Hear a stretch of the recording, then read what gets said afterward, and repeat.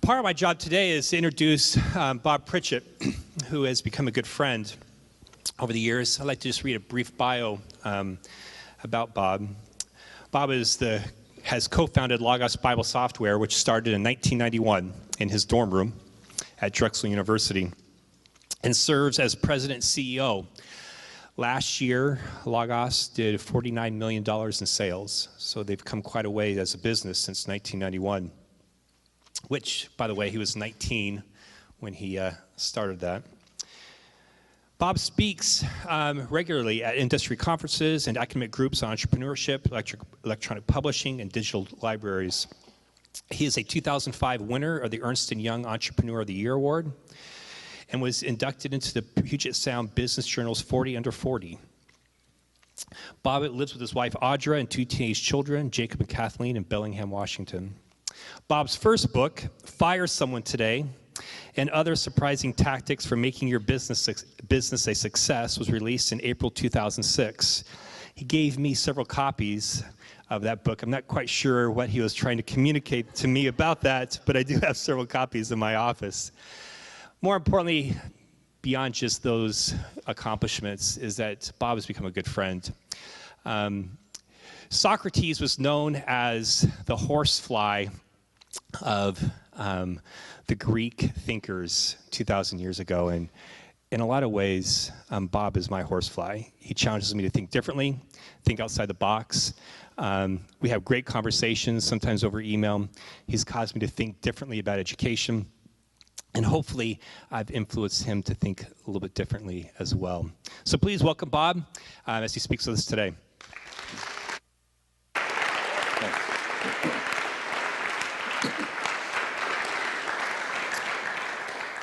Good morning. I think that's the first time I've been introduced as a horsefly. I am going to challenge you today, hopefully to think about ministry in a different way. So I know that many of you are here because you are preparing for a life of serving the Lord, and many of you may see that in full-time ministry or in working in nonprofits or in your local church. And I want to challenge you to think about ministry in a for-profit business, which may be a different perspective than you usually get.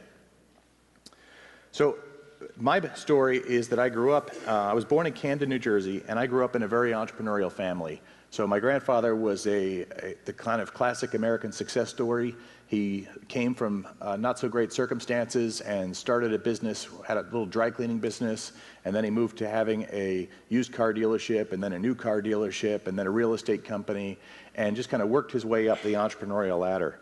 And my father grew up as an entrepreneur as well, worked with my grandfather, ran his own businesses, and I kind of was blessed to have an environment where I just expected that I'd grow up and go into business like my family did. But in addition to being revolving around business, which a lot of our family life did, it also revolved around the church. So my grandfather was on the board of the local Bible college, was involved in a lot of Christian ministries. My parents and my family, we were the people who actually had keys to the church, you know, that family that can unlock the doors for every event. I followed my dad's passion into technology. He was a hobbyist with computers, and so I got early exposure, got to play with some of the first computers, and I also went to Christian schools, so Bethel Baptist Christian School, and I had to take Bible class like you did every day of the week, and my nemesis for every Bible assignment was the Strong's Concordance. I don't know if you've seen that on the bottom shelf at a library. It's like this big and very heavy.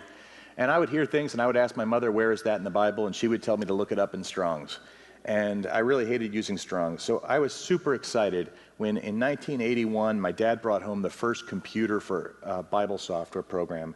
And the first computer Bible software program ran on the old Apple IIe, long before any of you were born. And it came on 50 floppy disks. You had to pick which book of the Bible you wanted and put the right disk in. It wasn't too useful, unfortunately, but I was excited by the idea that you could search the Bible with a computer. So a few years later, when I found on the computer bulletin boards, which are kind of the precursor of the internet, when you actually had to use your phone to call another computer, I found all the files for the King James Bible. So I downloaded the files, and I rewrote the program that searched them to be fast, and I put it out as a public domain program and gave it away to the world over the computer network. And I got notes and letters from people over the years saying, put me on your mailing list. So I had to make a mailing list, which I did. And that intrigued me by this idea of, searching the Bible with the computer and how that could be faster and easier than using Strong's Concordance. So a few years later, I was at Microsoft. I was doing an internship. I was 19 years old, and I was looking for a hobby project to keep my programming skills sharp. I had a friend I'd met at church who also worked at Microsoft, and we were looking for something to do. And I said, let's do a Windows Bible software program. At the time, Microsoft Windows was very new, and there was no Bible software for Windows, so we took those KJV files I had, and we wrote a Bible software program for Windows. And it was a hobby project, and we wanted to give it away. There was something called shareware then, where you'd give away software, and then people could send a donation if they wanted to.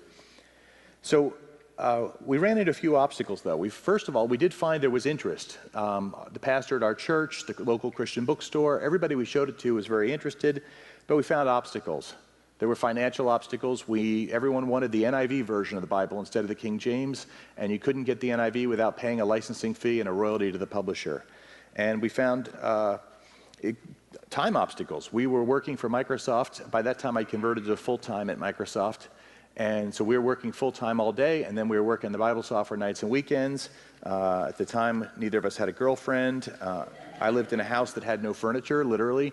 I slept on a mattress on the floor. So we could put all of our time into that, but I thought that wasn't going to work long-term.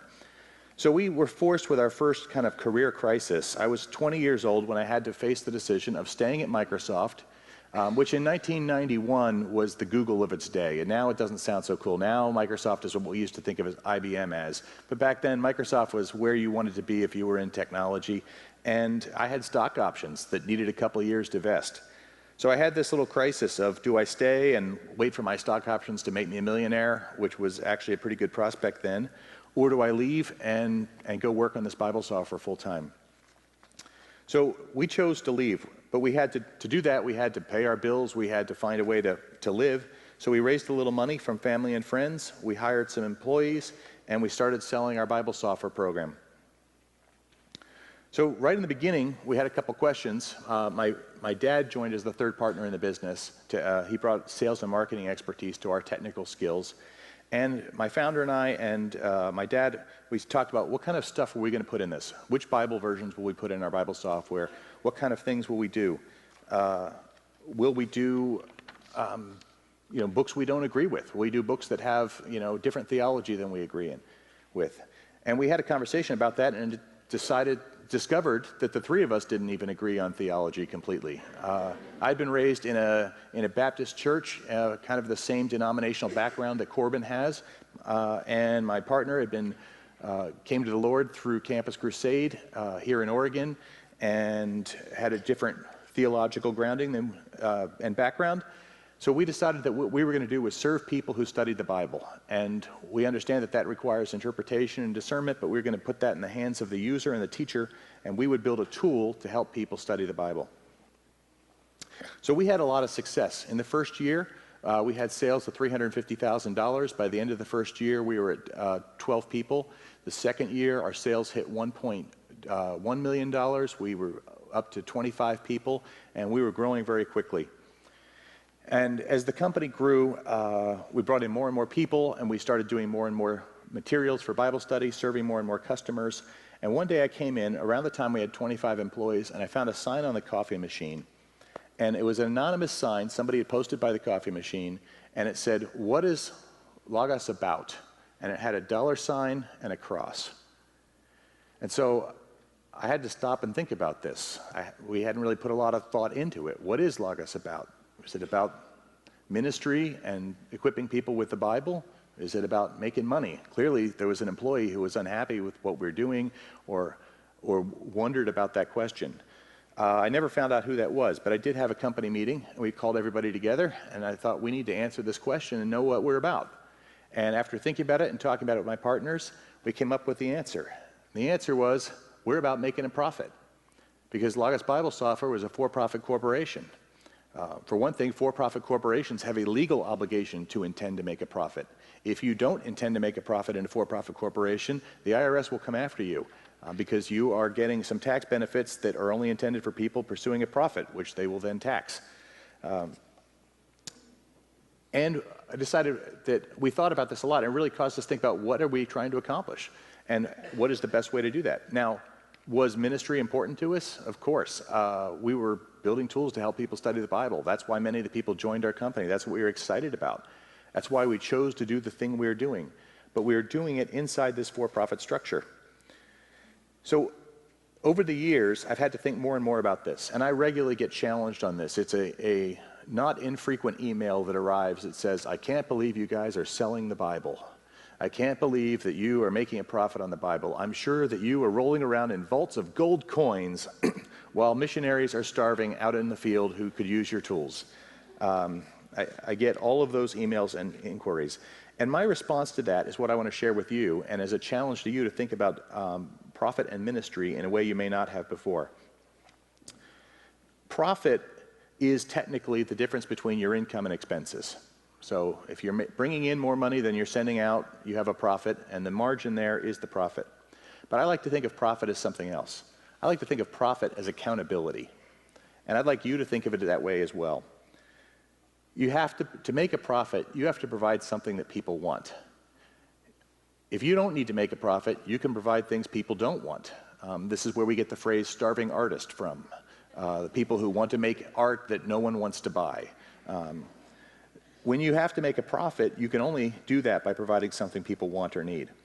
When you have to make profit and are accountable for a profit, you're punished for making emotional decisions.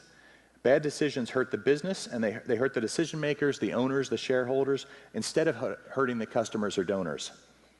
If you're donor supported, you can make a bad decision which squanders your donor's money. It's very hard to make a decision which squanders your customer's money, because as soon as you start making bad decisions, the customers cut the money off.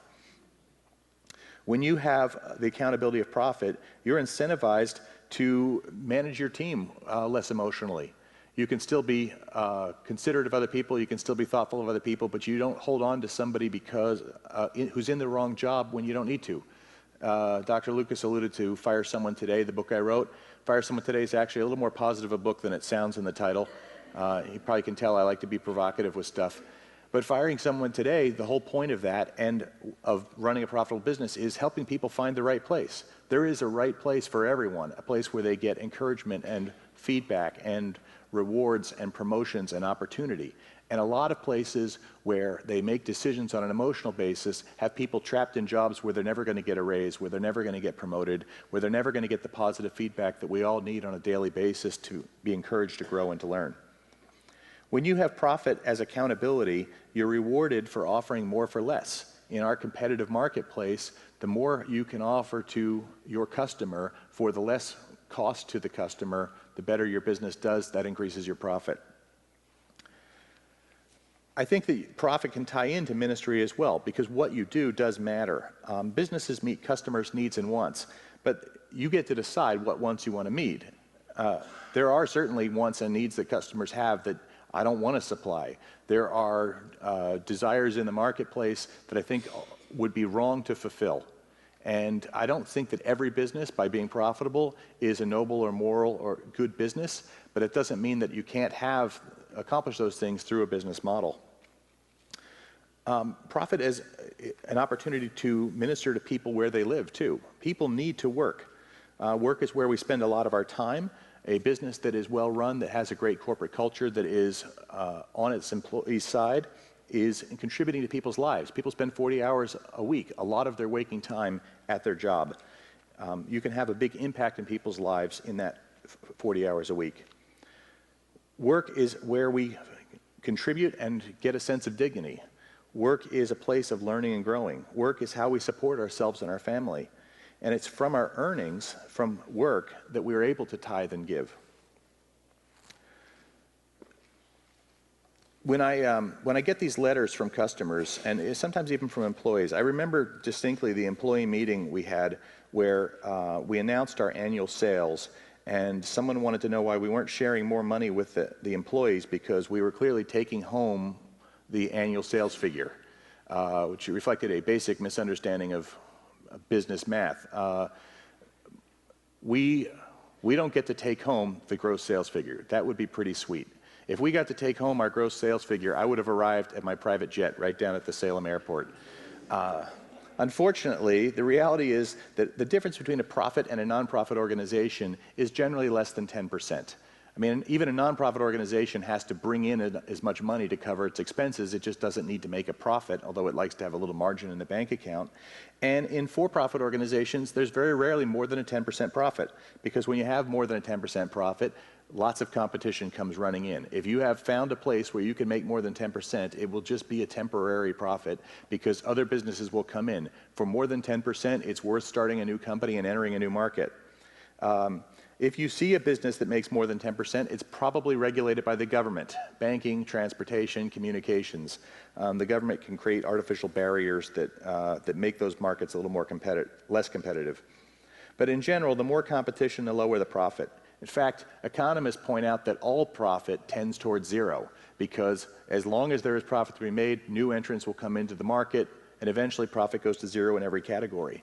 This is very frustrating for businesses that are dying, and that's a continual, perpetual process as businesses get wiped out. But it's also good because it creates an incentive to find new markets, to innovate, to continue to grow. There are dangers to being profit-focused, of course, and those are the things we're most familiar with, because now it is politically incorrect to pick any particular nation group or ethnic group to be the villains in movies, so we have made the villains in movies business people. Business people are the #1 villain in movies. I once saw a really fascinating article that compared the number of murders committed by business people in real life to the number of murders committed by business people in movies. The numbers are way off, let me tell you.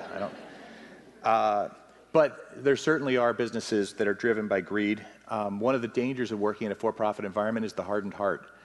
There is a temptation to put the money ahead of other things, and it's something that we have to be always conscious of. But that's something that's true in businesses and out. It's possible to value profit over people. And when I say that, I don't mean that you can't fire people. I don't think that it's valuing profit over people to get the right people on your team, or the right people working in an industry, or helping people find the job where they do the best work. But I think that businesses can and do sometimes put people behind making money. They make, everything from the company in West Virginia that didn't take care of having the safety mechanisms in for their chemical containment, to other things like that. So it is a concern and something to watch out for, but I don't think it's an obstacle to being able to serve a ministry purpose profitably. In fact, as a Bible software company, I have had a lot of exposure to the nonprofit world. I've seen lots of competitors in the nonprofit area, and I've seen a lot of dangers of that. I could tell stories about the Bible software is actually a fascinating market because every single way of doing it in the ministry and business spectrum is done. There's the single missionary who is supported by his church who writes a Bible software program as a missions project.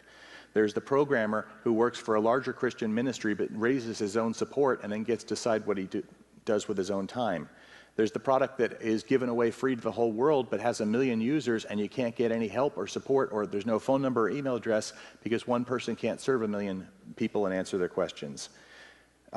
There's the large organizations, the Christian ministries that have raised tens of millions of dollars to do evangelism and promote the Bible and squander those resources on reckless projects because they don't have any accountability in what those projects do or how effective they are. All they have to do is talk some wealthy older person into giving them the money for their vision, who never follows up to see if that vision was actually useful or grew the church. I like to remember that Paul paid his own way very often. Paul was entitled to being supported by the church, and he points out and claims that entitlement, but he chose to support himself, working as a tent maker. We don't have a lot of details of the tent making business that Paul was involved in, but I'm pretty sure it made a profit or they wouldn't have been making any more tents. When Paul did get support from others, he described it once as robbing other churches. But what about giving? Right? We're called to give, and we are. We are commanded and called to give. The better question, though, is should we be receiving? In the profit-nonprofit model, making a profit enables you to give. When you are working in a nonprofit model, you are on the receiving end. As you all know, God does not need our gifts. Like the old hymn says, He owns the cattle on 1,000 hills and the wealth in every mine. God has everything. He doesn't need our gifts. What we need to do is to give. when we're working for an income or in a profitable business, we're able to support ourselves, and then we're free to give to the things that cannot be run as a profitable business. And I believe there's many ministry aspects that you can't run through a profit model. But when you can accomplish your ministry and through a profitable business, you have the opportunity to make yourself accountable, and you have the opportunity to free up resources for true unencumbered giving. There are people who cannot afford to buy the tools that we make for studying the Bible. There are donations. Only by donation could you make Bibles available in certain markets around the world, or translations of Bibles into minority languages that will never have a market. I support those things. Those are things I'm willing to give my own money to. In North America, we're a wealthy place. We have enough money to buy the tools that we use. Can everyone in North America get a Bible for free? Absolutely. Can almost everyone in North America afford to buy a Bible, to buy Bible study tools and books? Absolutely. And by doing that, we can create accountability for the producers of those tools here and generate the funds to support people elsewhere. I feel that at Logos we have a unique opportunity to equip the church to study the Word, to minister to others. And we also, because we're a for-profit business, we have the accountability to build, that requires that we build tools people actually find useful.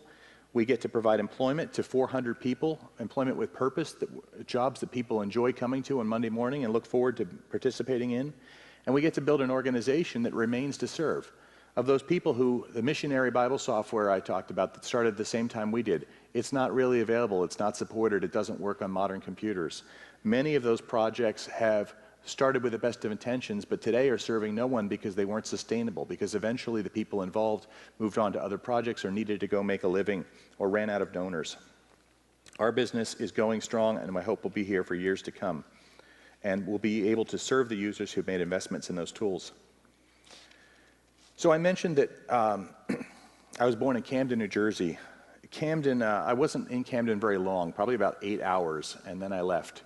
But I grew up in the wealthier suburbs around Camden, New Jersey, and my family had been in that area for a long time. My great-great-grandfather was born in Camden, just like I was. And over the years, because I was born in Camden and because it says Camden on my passport and I write it down all the time, I've paid attention and watched what's happened in Camden. And Camden has been going down and actually going up. It's been going up the rankings of America's worst cities. Camden, New Jersey is now America's worst city. It is ahead of Detroit. Camden, New Jersey is a place with a high murder rate, a high crime rate, and it is literally across the river from downtown Philadelphia. Somebody with a really good arm could throw a rock across the river to Philadelphia. You could, it is, less than a mile from the Liberty Bell. And it is a place that, in a National Magazine article last year, they described it as a place where the police only get out of their cars to collect the bodies. So a few weeks ago, I was at an event where there was a Christian artist doing some live painting. And when they introduced him, they explained that this blonde, tall, white guy from Iowa lives in Camden, New Jersey. And so I went up to talk to him because I was fascinated to find someone who has actually lived in Camden, New Jersey. Camden is a place where 3% of the population is white. It is a place of very little hope, very little employment, very little future. It's basically a place where the people from the suburbs come to buy their heroin. And this artist, William, and his wife, they are raising 2 boys, and they have moved to Camden, New Jersey from Iowa. And they have in Camden an art gallery. And it's a for-profit business. They are running an art gallery, doing art with a Christian theme, holding monthly art gallery openings, bringing people in to peruse the art, engaging their local community, talking to their neighbors. They are doing ministry effectively as lifestyle missionaries in a city that no one would want to move to, in a city that people only want to escape and get out of. And they live in what they describe as one of these 6 safe blocks in Camden, but surrounded by the crime, the murders, and the violence. And they're out there engaging the community. This summer, William is going to be out there painting on street corners, painting Camden, engaging the people in the community. And they're doing it, like I said, through a for-profit business. There's no donors, there's no church sending them, there's no one giving them money to live in Camden. They made a choice to run their business, and they have to make a profit. They have to sell enough art to support themselves. They're in a converted fire station in Camden, and they are making a difference in that community by helping to grow the economy, by engaging their neighbors, and they are supported by churches emotionally and in prayer, but they are doing it in a profit model. And I want to encourage you, as you prepare for a life of service to the Lord and to others, to remember that there are many ways to serve, that it isn't just about joining a church staff or going into missions or joining a ministry, but whatever the Lord calls you to, even if that is going into a business, starting a business, and whether that business is a business that directly serves the church like mine, selling Bible software, or even a business that's completely different, like running an art gallery, that those are all opportunities for you to serve and to minister. So thank you. It's great to be here. I do want to make one last mention of Logos, our business. Dr. Lucas tells me that some of the best and brightest are here at Corban, and I'm glad to know that because we have 75 openings at Logos, and if you're graduating or need an internship, I hope you'll take a look at logos.com/jobs. So I'm going to close in prayer. Lord, I thank you for Corban University. Thank you for the students who are here to learn, to grow, to prepare for lives of ministry wherever you call them to be. I pray that you'll bless their education, help them to make wise decisions in their investments here, and be with the leadership at Corban as they teach and shape these students. In your Son's name, amen.